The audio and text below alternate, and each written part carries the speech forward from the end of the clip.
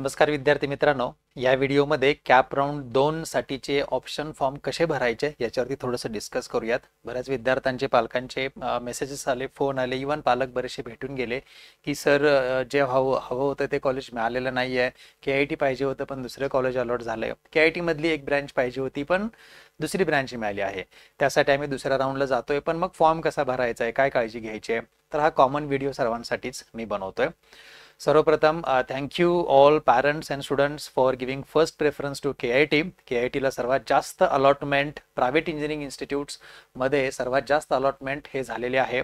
जसं मी मागच्या व्हिडिओमध्ये सांगितलं की ठराविक ज्या कॅटेगरीच्या विद्यार्थ्यांच्या सीट्स आहेत, जसं ST असेल, SC असेल किंवा PWD ऑर्फन, याच सीट्स फक्त अलॉट झालेल्या नाही आहेत, त्या या राऊंडमध्ये होणार आहेत। त्यामुळे बरेचसे म्हणजे जे मागच्या वर्षीपेक्षा मेरिट देखील KITचं चांगलंच वाढलेलं आहे। त्यामुळे it shows that actually the merit students are giving preference to KIT and on behalf of KIT family I welcome all those students and congratulate them for getting KIT allotted. बऱ्यापैकी मुलांनी त्यांचे admissions confirm देखील केले आहेत, परंतु एक chance पाहावा, एक चान्स घ्यावा म्हणून काही विद्यार्थी बेटरमेंटला गेलेले आहेत। त्या विद्यार्थ्यांसाठी सुद्धा हा व्हिडिओ उपयोगी पडेल। आता असं आहे की बऱ्याच विद्यार्थ्यांना KIT हवं होतं पण मिळालेलं नाहीये, त्या विद्यार्थ्यांना दुसरं कोणतं तरी कॉलेज अलॉट झालंय, त्यांनी बेटरमेंट केली आहे पण त्यांना माहिती नाहीये की KIT मध्ये नक्की जागा आहेत की नाही। आता सीट मॅट्रिक्स ज्यावेळेस डिस्प्ले होईल, आज रिपोर्टिंग आहे, एक दिवस रिपोर्टिंग परत पुढे गेलं आहे, उद्या परत 4 ऑगस्ट पर्यंत रिपोर्टिंग गेलेला आहे। त्यामुळे कदाचित असं होईल की रिपोर्टिंग झाल्यानंतर तुम्हाला ज्यावेळेस सीट मॅट्रिक्स दिसेल CET सेलच्या वेबसाईटवरती, तिथे KITच्या बाकी सर्व जागा 0-0 तुम्हाला दिसतील आणि फक्त ज्या मी म्हटलं ST ऑर्फन PWD अशा जागा फक्त तुम्हाला दिसतील आणि कदाचित याचं परत मिसइंटरप्रिटेशन केलं जाईल की KIT मध्ये जागाच नाहीये त्यामुळे जाऊ नका, आहे इथे ॲडमिशन घ्या। तर असं नाहीये। माझा पुढचा व्हिडिओ येईल 5 ऑगस्टला, जो असेल vacancy against betterment in KIT।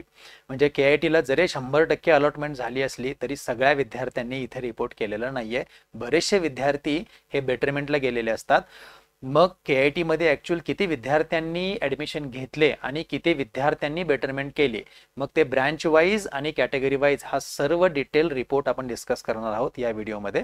हा व्हिडिओ येईल 5 ऑगस्टला, साधारण दुपारपर्यंत मी हा व्हिडिओ शेअर करेन। हा व्हिडिओ पाहिल्यानंतरच तुम्ही बेटरमेंटचे ऑप्शन्स व्यवस्थित टाका। त्याचबरोबर परत option form for CAP round 2 याच्यावरती जो सेमिनार आहे तो KIT वरती मी ऑर्गनाईज करतोय, तो असणार आहे 6 ऑगस्टला सकाळी 9:30 ते 10:30 या सेशनमध्ये आपण तो घेणार आहोत। त्यामुळे जे विद्यार्थी ऑप्शन बेटरमेंट करून ऑप्शन फॉर्म भरण्यासाठी येणार आहेत त्यांनी कॉलेजवरती यावं, हा सेमिनार अटेंड करावा, तिथे आपण डिस्कस करूया, 1 to 1 केस स्टडी डिस्कस करूया, कोणाला कोणती ब्रँच मिळाली, कोणतं कॉलेज मिळाले, कट ऑफ काय आहे आणि मग काय तुम्हाला टाकता येईल आणि त्यानंतर तुम्हाला ऑप्शन फॉर्म भरण्याची सुविधा आम्ही तिथे उपलब्ध करून दिलेली आहे। आता ज्यावेळेस तुम्ही सेकंड राऊंडसाठी गेला आहात, बेटरमेंट केली आहे, तुमचं पहिलं काम आहे तुम्ही थोडंसं CETच्या वेबसाईटवरती जाऊन तिथे कट ऑफ चेक केले पाहिजेत आणि त्यांचं ॲनालिसिस केलं पाहिजे। सेकंड राऊंडला हा कट ऑफ थोडासा वर जाण्याची शक्यता आहे, परंतु कदाचित थर्ड राऊंडला तो परत नॉर्मल होईल किंवा काही कॉलेजेसच्या बाबतीत तो कट ऑफ थोडासा खाली येण्याचे चान्सेस आहेत, पर्टिक्युलरली ज्या दुसऱ्या ब्रँचेस आहेत त्या ब्रँचेसच्या बाबतीत, कारण तिसऱ्या राऊंडला 6 ऑप्शन्स कंपल्सरी आहेत। त्यामुळे आता कट ऑफ परत विद्यार्थी पालक विचारत येतात किंवा फोन करतात की सर या ब्रँचचा तुमचा कट ऑफ किती लागला वगैरे।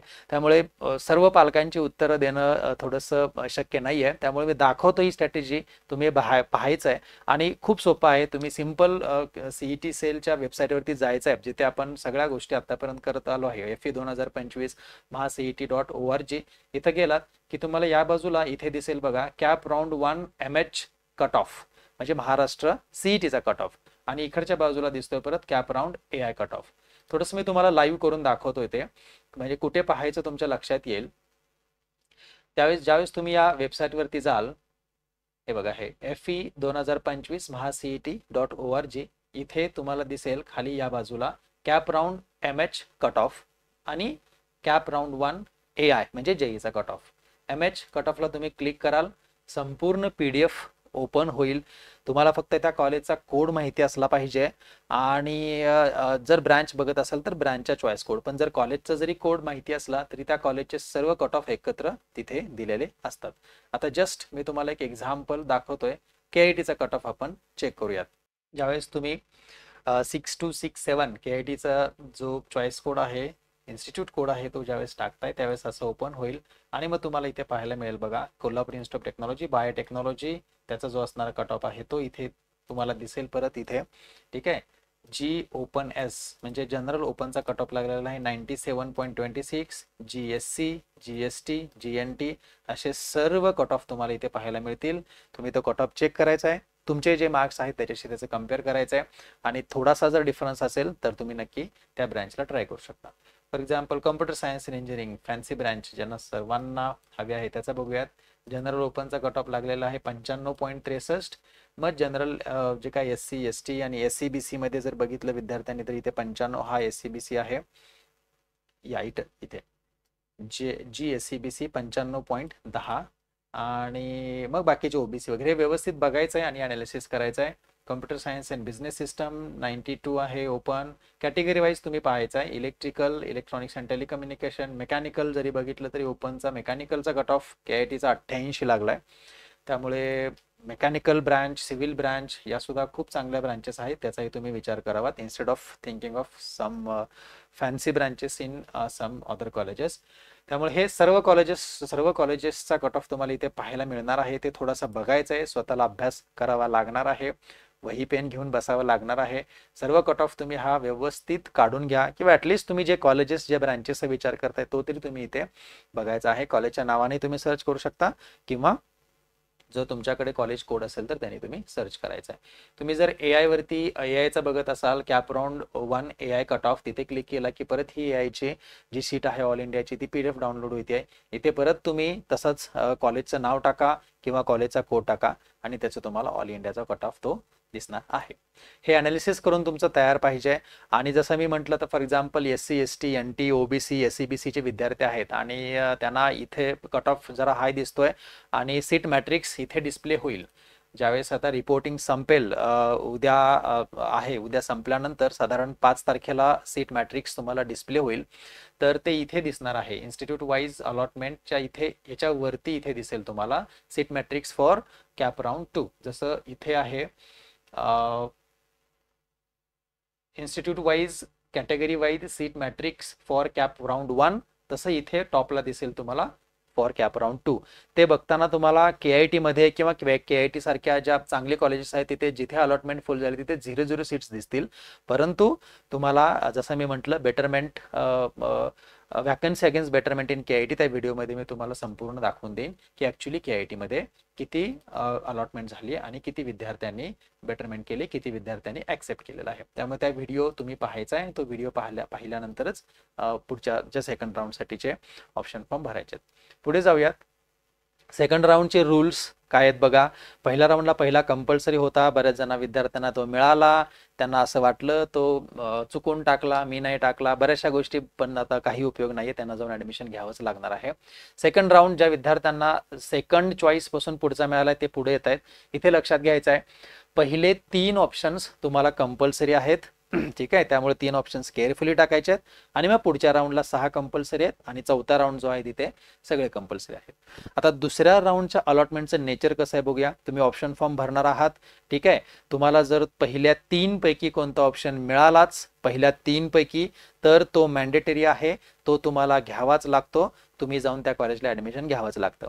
फॉर एक्झाम्पल तुम्ही पहिल्या राऊंडला एखादं कॉलेज मिळालं होतं, आता दुसऱ्या राऊंडमध्ये काही ऑप्शन्स भरले आणि त्यातल्या पहिल्या 3 पैकी जर कुठला मिळाला तर पहिल्या राऊंडला मिळालेला ऑप्शन निघून जातो आणि या 3 पैकी एक असेल तर तो मॅन्डेटरी तुम्हाला घ्यावाच लागतो. तो ऑटो फ्रीज होतो, तुम्ही जाऊन ऍडमिशन घ्यायचं आहे. चौथ्या ऑप्शन पासून पुढचा असेल तर परत विचार करा, एक्सपेक्टेड आहे, येस असेल तुम्ही जाऊन ऍडमिशन घ्या, नसेल तर परत तुम्ही बेटरमेंट करून तिसऱ्या राऊंडसाठी जाऊ शकता.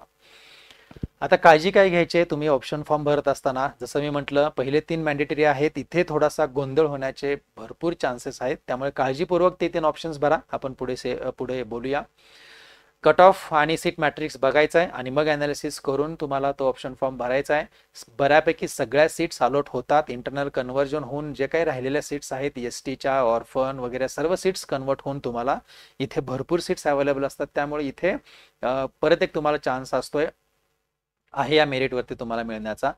कॅप राऊंड 1 मध्ये तुम्हाला जी मिळालेली अलॉटमेंट आहे, जी ब्रँच मिळाली होती, ती जर तुम्ही ऍक्सेप्ट केली असेल, 1000 रुपये भरले असतील आणि बेटरमेंट करून या राऊंडला आला असाल, तर ती तुमची जी मिळालेली चॉईस आहे, जी ब्रँच आहे, ते आहे अशी राहते. जर तुम्हाला सेकंड राऊंडमध्ये ऑप्शन्स टाकलेल्यापैकी कुठला अलॉटमेंट मिळाली, तर पहिल्या राऊंडला मिळालेला जो ऑप्शन आहे, जी ब्रँच आहे, ते निघून जाते. ओके, त्यामुळे ऑप्शन फॉर्म इन कॅप म्हणजे जे पहिल्या राऊंडला तुम्ही भरलेले ऑप्शन्स आहेत, ते तुम्ही आहेशे ठेवू शकता किंवा बदलू शकता. ते तुम्हाला ऑप्शन फॉर्म भरताना लक्षात येईल. परंतु सेकंड राऊंडला तुम्ही ऑप्शन ऍड करत असताना असेच ऑप्शन ऍड करा की जे मिळाले की तुमचा पहिला मिळालेला ऑप्शन निघून गेला तरी चालेल. That is at the cost of allotment of cap round 1. असं नाही होऊ शकत की मी आता दुसऱ्या राऊंडला मला दुसरं ऑप्शन मिळाला, दुसरं कॉलेज मिळालं, पहिल्या राऊंडला जे मिळालं होतं ते आणि आता दुसरं मिळालेलं, या दोन्हीपैकी मी एक चूज करू शकतो, असं नाही आहे. त्यामुळे दुसऱ्या राऊंडला ऑप्शन भरताना काळजीपूर्वक टाकायचे आहेत. आणि जर काही सीट अलॉटमेंट झाली नाही, तर परत तुम्ही पुढच्या राऊंडला जाऊन ऑप्शन फॉर्म भरू शकता. आता थोड्याशा स्ट्रॅटेजीज मी परत माझ्या टीम बरोबर डिस्कस करून एक 2-3 स्ट्रॅटेजीज फक्त मी तयार केलेल्या आहेत, त्या मी डिस्कस करतोय.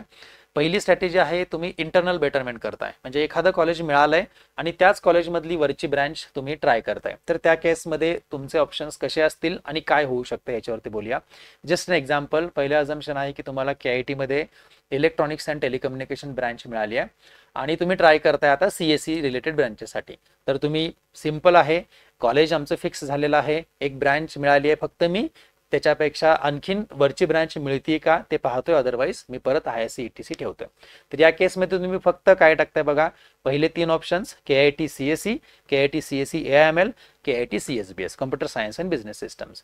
तुम्ही हे 3च ऑप्शन भरताय. बाय डिफॉल्ट चौथा ऑप्शन तुम्हाला जे मिळालं आहे KITचं इलेक्ट्रॉनिक्स अँड टेलिकम्युनिकेशन, ते येणार आहे, ते भरायची गरज नाहीये.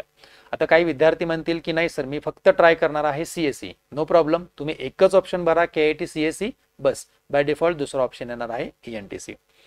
काही विद्यार्थी म्हणतील की सर नाही, मला AIML ही ट्राय करायचं आहे. नो प्रॉब्लेम, CSE आणि AIML दोनच ऑप्शन ठेवा किंवा हे तिन्ही ठेवले तरी चालतील. कॉम्प्युटरशी रिलेटेड ब्रँचेस आहेत, त्यामुळे तिन्ही ब्रँचेस इक्वल आहेत. So that is internal betterment assumption number 1.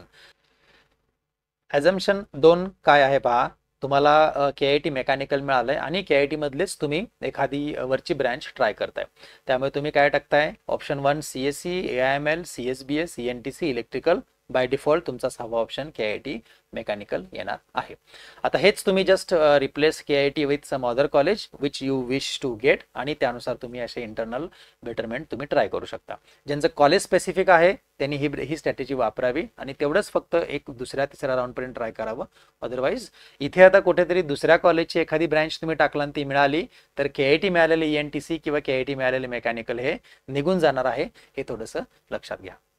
Second, external betterment. आता एखादे दुसरं कॉलेज मिळालंय आणि KIT ट्राय करतोय, किंवा KIT मिळालंय आणखीन KIT पेक्षा चांगलं कॉलेज ट्राय करतोय, त्याच्यामध्ये थोडंसं डिस्कस करूया.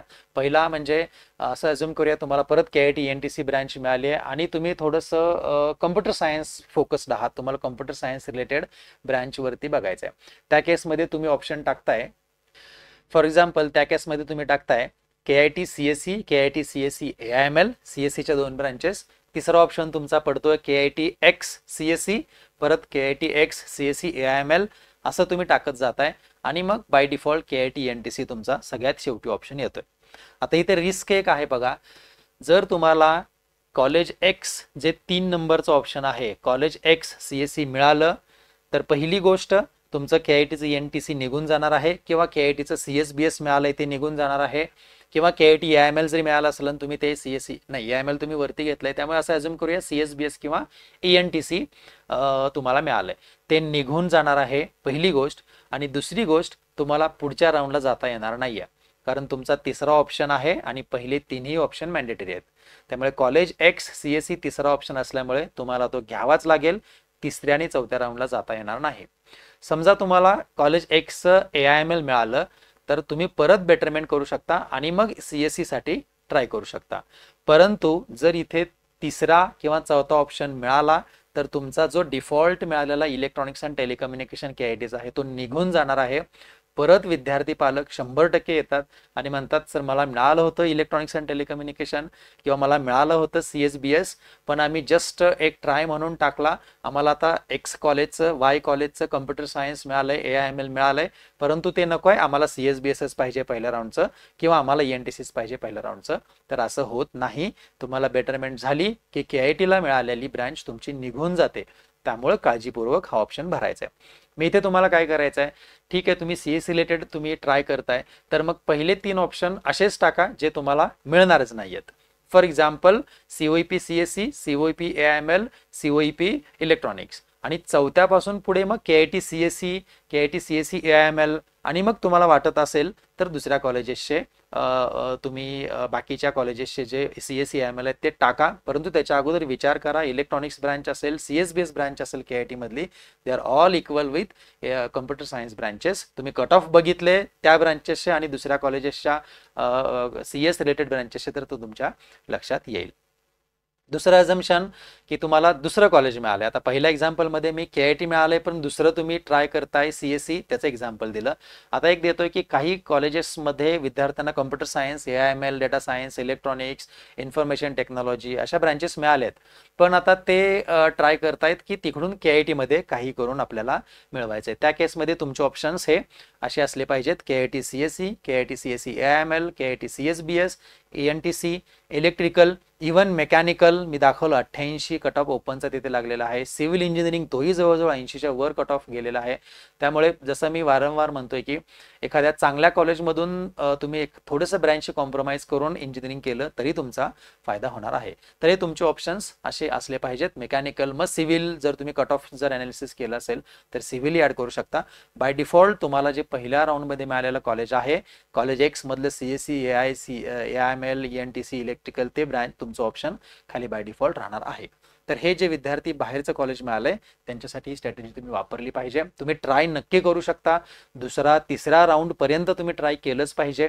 दुसऱ्या राऊंडला कदाचित जास्त फरक पडणार नाही, परंतु तिसऱ्या राऊंडला मला असं वाटतंय की नक्कीच फरक पडणार आहे.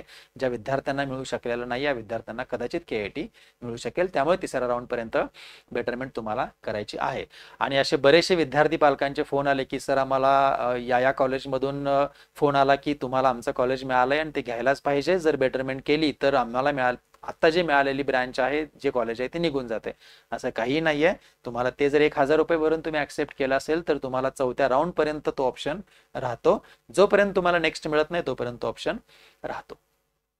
एक तिसरी स्ट्रॅटेजी जी कॉमन आहे सर्वांसाठी, फॉर एक्झाम्पल तुम्हाला X कॉलेज मिळाले, त्याच्यातली CSE ब्रँच मिळाली आहे आणि तुम्ही आणखीन त्याच्यापेक्षा बेटर CSE रिलेटेड कॉलेजेस तुम्ही सर्च करत आहात किंवा त्या रिलेटेड ब्रँच किंवा एखादं स्पेसिफिक कॉलेज तुम्ही आता बघत आहात. तर त्या केसमध्ये मग तुमचे जसं मी म्हटलं पहिले 6 ऑप्शन्स, 3 तरी कंपल्सरी आहेतच, परंतु पुढचे 3 पण तुम्ही COEPचे टाकून ठेवायचे आहेत, वालचंदचे टाकून ठेवायचे आहेत, SPITचे टाकून ठेवा, VJTI, असे मिक्स तुम्हाला जे वाटतात ते 6 ऑप्शन्स ब्लॉक करा जे मिळणारच नाहीत. आणि मग 7व्यापासून पुढे तुमचं एक्सपेरिमेंटेशन सुरू होऊ द्यात. मग तिथे KIT CSE, AIML, CSBS, ENTC, मग कॉलेज X घेतलं त्याचे सर्किट ब्रांचेस टाकले, कॉलेज Y घेतलं त्याचे सर्किट ब्रांचेस टाकले, परत KIT, मग कोर ब्रांचेस मेकॅनिकल, सिव्हिल, मग नंतर कॉलेज दुसरं, असं करत तुम्ही हा फॉर्म भरू शकता. ही कॉमन स्ट्रॅटेजी आहे, सेफ आहे, तुम्हाला भरपूर इथे चान्स मिळतोय एक्सपेरिमेंट करायला. परंतु मी जसं म्हणतोय दुसरा राऊंड एक ठीक आहे, मॅक्सिमम तिसरा राऊंड. दुसऱ्या आणि तिसऱ्या राऊंडमध्ये तुम्ही मॅक्सिमम सीट अलॉटमेंट होतातच आणि तुम्ही ते ॲक्सेप्ट करावं, ॲडमिशन घ्यावं, असं माझं सजेशन असेल. KITच्या बाबतीत स्पेसिफिकली पहिल्या राऊंडलाच आमच्या आता भरपूर जवळ 300 पेक्षा जास्त रिपोर्टिंग झालेले आहेत. दुसऱ्या राऊंडलाही आम्हाला माहिती आहे 400 पेक्षा जास्त रिपोर्टिंग होणार आहेत. त्यामुळे मग हॉस्टेल्स या सर्व गोष्टी आहेत, जे बाहेरचे विद्यार्थी आहेत त्यांनी तरी दुसऱ्या तिसऱ्या राऊंडमध्ये नक्की त्यांचं जे ॲडमिशन आहे ते कन्फर्म करावं, जेणेकरून तुम्हाला हॉस्टेल बाकीचे फॅसिलिटीज या वेळेवरती मिळतील. So that is it in this video. जर आणखीन काही शंका असतील, तुमचे मिळालेले ब्रांचेस असतील आणि कट ऑफ काय असेल, तुम्हाला पडलेलं पर्सेंटेज असेल, हे सर्व कमेंटमध्ये खाली शेअर करा. मी तुम्हाला शेअर करेन तुम्हाला कोणती ब्रांच मिळू शकते, कोणतं कॉलेज मिळू शकते. त्याचबरोबर सेमिनारला या KIT वरती, आपण त्याच्यावर तिथे डिस्कस करूया आणि तुम्हाला ऑप्शन फॉर्म भरून दिले जातील.